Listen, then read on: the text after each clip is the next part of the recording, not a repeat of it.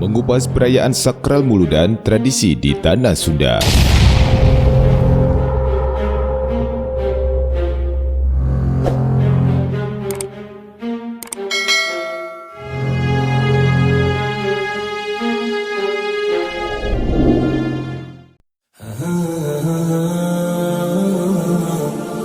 Rabiul Awal merupakan bulan ketiga dalam kalender Hijriah setelah bulan Muharram dan bulan Safar. Bulan ini identik dengan bulan Maulid yang menjadi momentum dalam mensyukuri kelahiran sosok penutup para nabi dan rasul yang dilahirkan ke dunia, yakni Nabi Muhammad SAW. Perayaan bulan Maulid menjadi salah satu agenda penting untuk mempertahankan tradisi baik dari para leluhur dalam proses syiar ajaran Islam. Euforia akan datangnya bulan kelahiran baginda Nabi terjadi di hampir seluruh daerah di pelosok negeri.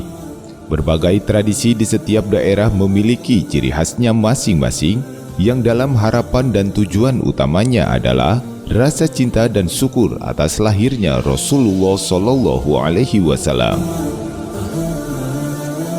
Bagi masyarakat yang berada di tanah Sunda yang mayoritas menganut agama Islam, dalam menyambut bulan Maulid, biasanya masyarakat berbondong-bondong untuk melakukan ritual hajat atau selamatan, dengan membawa makanan yang dikumpulkan di satu tempat untuk dibacakan zikir, deba, bazanji, atau marhabanan. Ritual hajat tersebut dalam istilah orang Sunda disebut dengan panjang mulut atau muludan. Lalu bagaimana awal mula tradisi muludan begitu sakral dan bisa mengakar di masyarakat Sunda hingga saat ini? Menurut beberapa catatan, awal mula semarak muludan berasal dari tradisi Kesultanan Cirebon dan Banten yang kemudian menyebar ke seluruh daerah di tanah Sunda. Tidak ditemukan sumber pasti kapan berlangsungnya semarak mulud yang identik dengan tradisi orang Sunda. Namun dalam beberapa sumber menyebutkan, awal mula perayaan tersebut berasal dari Kesultanan Banten pada masa Sultan Banten yang keempat, yaitu Sultan Kenari, yang memiliki nama asli Sultan Abdul Mafakir Mahmud Abdul Qadir. Beliau merupakan raja pertama di Nusantara yang mendapatkan gelar dan legalitas secara resmi dari Kesultanan Turki Utsmani, sehingga beliau diberikan otoritas khusus untuk bisa melantik sultan-sultan yang ada di Nusantara. Terlebih dari itu, pada masa kepemimpinan Sultan Kenari, Kesultanan Banten mendapatkan mandat dan otoritas dari Syarif Mekah untuk melaksanakan peringatan Maulid Nabi Muhammad SAW di setiap tahunnya. Maka sejak saat itulah peringatan Maulid Nabi secara resmi menjadi tradisi wajib bagi Kesultanan Banten dan di seluruh wilayah kekuasaannya. Secara keseluruhan, perayaan Maulid Nabi di setiap daerah memiliki ciri khasnya masing-masing, yang hingga saat ini tradisi muludan masih kental dan tetap dilestarikan oleh masyarakat Sunda. Berikut adalah beberapa tradisi perayaan muludan yang masih lestari di tanah Sunda. Panjang Jimat. Panjang Jimat adalah tradisi muludan dari Keraton Kanoman Cirebon dalam memperingati kelahiran baginda Nabi. Dalam prosesinya, Panjang Jimat dirayakan dengan cara mengarak persembahan atau makanan yang dilakukan oleh para abdi dalam untuk mengarak nasi tujuh rupa atau nasi jimat dan juga pusaka-pusaka milik dari Kesultanan Cirebon. Upacara tahunan ini biasanya dihadiri ribuan masyarakat dari berbagai daerah. Masyarakat mendatangi 3 situs keraton, yakni Keraton Kanoman, Kasepuhan, dan Kacirebonan. Upacara digelar malam hari selepas Isya di Keraton Kanoman.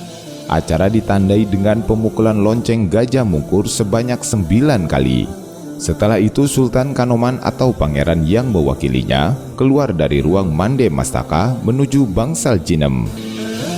Di Bangsal Jinem, Sultan menerima sungkem dari Pangeran Komisi sebagai tanda dimulainya proses Panjang Jimat.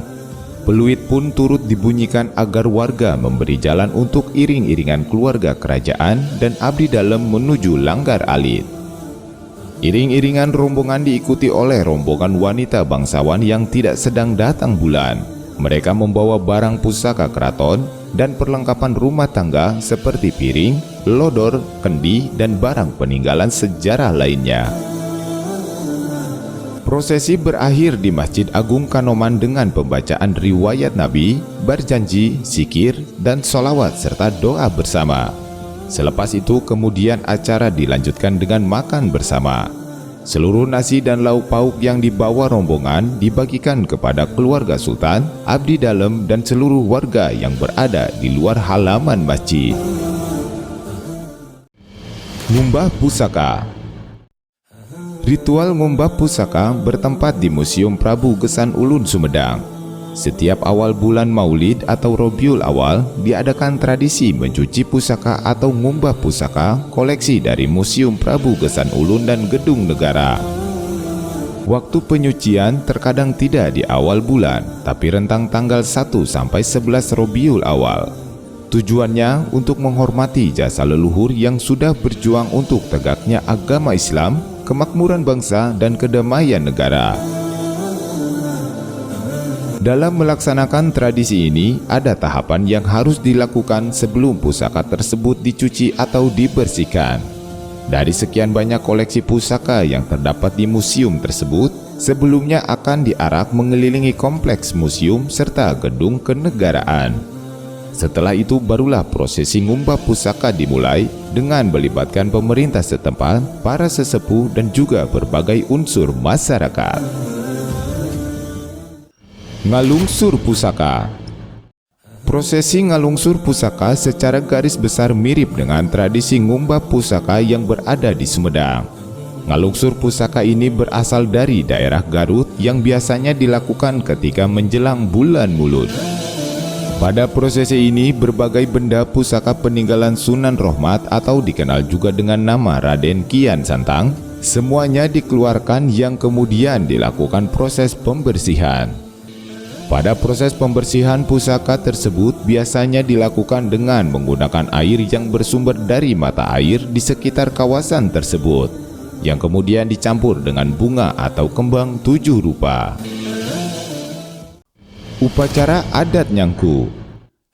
Dijelaskan bahwa upacara adat sakral Nyangku merupakan upacara adat warisan dari Raja-Raja Panjalu yang masih menjadi tradisi turun-temurun di masyarakat Panjalu, Ciamis, Jawa Barat. Upacara adat sakral Nyangku biasanya diadakan 1 kali dalam setahun, yaitu di minggu terakhir bulan Mulud. Dalam prosesi adat Nyangku ini, selain dari pembacaan zikir, sholawat, dan puji-pujian, ada satu ritual yang menjadi tradisi sakral pada prosesi tersebut, yaitu arak-arakan benda-benda pusaka warisan kerajaan Panjalu, yang pada puncaknya yaitu ritual pembersihan pusaka yang dilakukan oleh para sesepuh. Pada zaman dahulu, upacara adat Nyangku merupakan suatu acara ritual yang dianggap agung, sebab prosesi ini menjadi sarana penyebaran agama Islam yang berlangsung pada masa kerajaan Panjalu.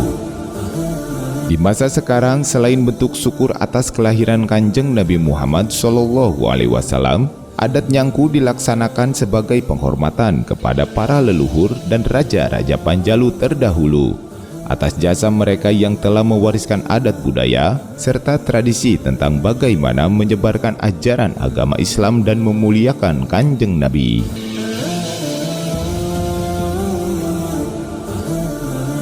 Bulan Rabiul Awal yang juga dikenal dengan bulan Maulid, bagi masyarakat Sunda istilah tersebut dikenal dengan bulan Mulud, yang dalam tradisi perayaannya disebut juga dengan istilah Muludan atau Marhabanan. Perayaan Muludan tidak hanya diselenggarakan di masjid atau musola saja. Bagi kalangan-kalangan tertentu, Muludan juga biasanya dilakukan di rumah-rumah warga dengan bergiliran selama masih dalam bulan Mulud. Eksistensi dari tradisi Muludan ini dipelopori oleh para ajengan, kiai, dan juga sesepuh masyarakat yang mampu menghidupkan kegiatan keagamaan pada waktu itu. Tradisi ini berkembang turun-temurun begitu saja, yang hingga saat ini perayaan Muludan dengan konsep tradisi para leluhur masih tetap dilestarikan. Selain dari latar belakang rasa syukur atas kelahiran Kanjeng Nabi, Konsep tradisi dari perayaan Muludan tersebut tidak terlepas dari syiar agama Islam, memperkokoh persatuan dan juga menjalin kepedulian asas gotong royong di tengah-tengah masyarakat.